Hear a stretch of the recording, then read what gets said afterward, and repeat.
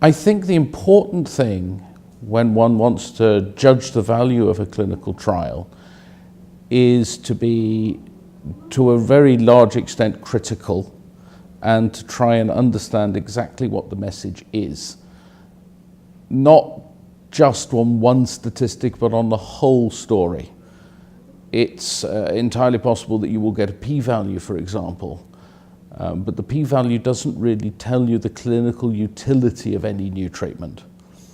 In particular, if your trial is small, you may have a non-significant p-value, but it doesn't mean that the treatment doesn't work.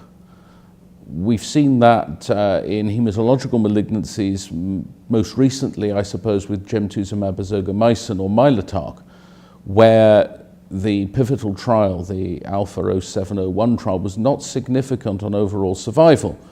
But if you combine all the results together from all the trials in a meta-analysis, you do get a significant survival benefit. And the reason for that is that the Alpha trial only had 270 patients in it, as opposed to nearly 3,500 patients in the meta-analysis. It's an old story. We've seen it with tamoxifen as well in the 1980s. The trials are too optimistic, and so they're too small. And what you end up with is a lack of evidence rather than evidence of a lack of benefit. Likewise, other summary statistics like medians or hazard ratios can actually hide part of the full story. They make assumptions, which is that any sort of benefit that you see there is there over the whole period of follow-up.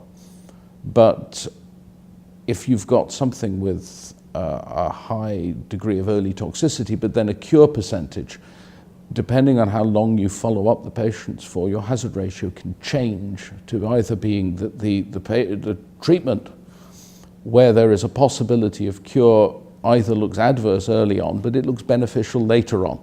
So one number doesn't tell you the whole story.